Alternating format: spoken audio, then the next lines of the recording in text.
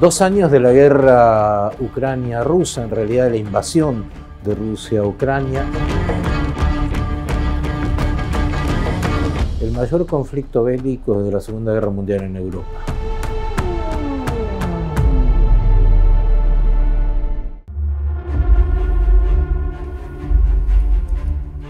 Esta guerra comenzó el 24 de febrero de 2022, casi un año después de un despliegue militar extraordinario de Rusia alrededor de Ucrania, incluso desde Bielorrusia, que es un país satélite ruso en el norte, que consistió en decenas de miles de militares, blindados, movimiento de aviones, que empezaron a aterrar al mundo, aunque en general nadie creía que iba a haber una guerra sobre Ucrania, salvo Estados Unidos, que insistía con esta posibilidad. Nadie creía porque realmente resultaba bastante inverosímil en este momento un conflicto de estilo casi de hace 2 siglos. Para el autócrata ruso Vladimir Putin, Ucrania no tiene derecho a existir. Una paradoja, porque en realidad Rusia nace en Ucrania, la madre patria es Ucrania de Rusia. Cuando Ucrania estaba desarrollada, los rusos todavía estaban tratando de encontrarle el camino a la civilización, y es Ucrania esa madre donde los rusos incluso siempre se identificaron, pero para Putin, como sucedía hace 2 siglos o más de 2 siglos, durante el zarismo, Ucrania tenía que ser rusificada, un poco lo que hacía Catalina la Grande, y en quien, además de Pedro el Grande, se identifica este líder ruso tan complejo, tan autócrata, un hombre muy de derecha, muy religioso, muy paranoico, por cierto.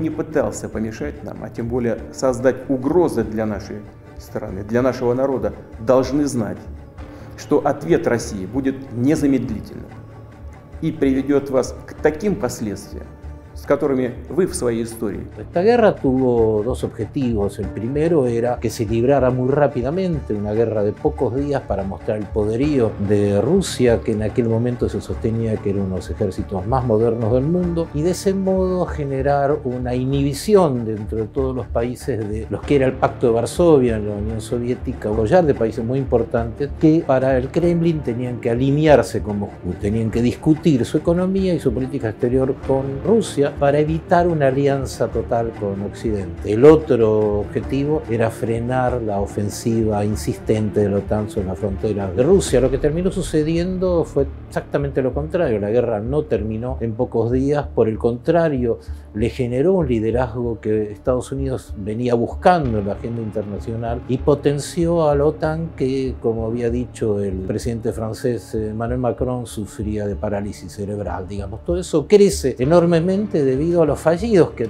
tiene esta guerra, y por eso nadie la esperaba, porque francamente fue un tiro en los pies para Rusia, porque sus objetivos fueron al revés de lo que mostraban. El ejército se mostró muy inoperante y evidentemente faltó información de inteligencia para ver de qué manera iba a proceder Occidente. Un problema importante en el momento, porque además Ucrania recibió una extraordinaria ayuda de Occidente, 40 países fortaleciendo a este país, porque en realidad no es una guerra entre una potencia regional como Rusia y Ucrania.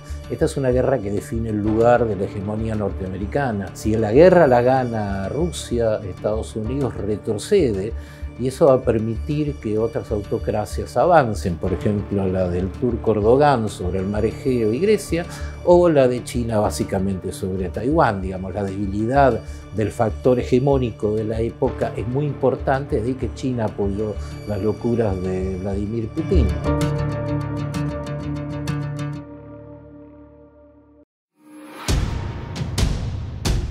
Para Rusia el conflicto este tiene un sentido ahora absolutamente existencial, necesita ganarlo. Ha logrado construir en la extensión de las 4 provincias, más o menos el 15% del territorio ucraniano, que logró conquistar, una barrera de concreto muy inexpugnable. Eso hace que la guerra hoy esté prácticamente paralizada en ese punto, como sucedió en la Primera Guerra Mundial, digamos, una línea infranqueable. Los ucranianos necesitan romperla para llegar al mar de Azov y quebrar una continuidad entre la frontera rusa y la península de Crimea, que está en manos de Rusia desde la Primera Guerra entre estos países en el año 14, cuando Rusia pierde el control de Ucrania y no tiene otro remedio que anexarse Crimea, porque en Crimea, en Sebastopol, está el principal puerto naval de guerra de Rusia, que es además por donde llega al Mediterráneo. Y Ucrania está decidida ahora a tratar de retomar Crimea, por eso la ataca constantemente,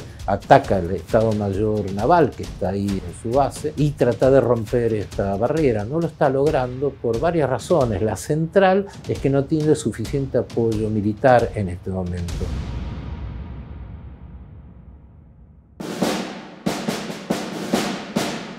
Del lado de Estados Unidos, el trumpismo, los legisladores que responden a Donald Trump, un viejo aliado de Vladimir Putin, bloquean la posibilidad de entregar en este momento un paquete de 50.000 millones de dólares que incluye armas bastante poderosas, incluso aviones mucho más modernos de lo que tiene Ucrania, y lo mismo está sucediendo en Europa. La Unión Europea tenía más o menos un paquete similar y lo traba Hungría. La votación es por unanimidad. Hungría es un aliado profundo de Vladimir Putin, de modo que le está faltando plata y últimamente el Pentágono reconoce que no tiene dinero para darle a Ucrania. Están todos esperando qué va a suceder en las elecciones de noviembre. Si las elecciones de noviembre la gana Donald Trump, la guerra la gana Putin. Es en línea directa.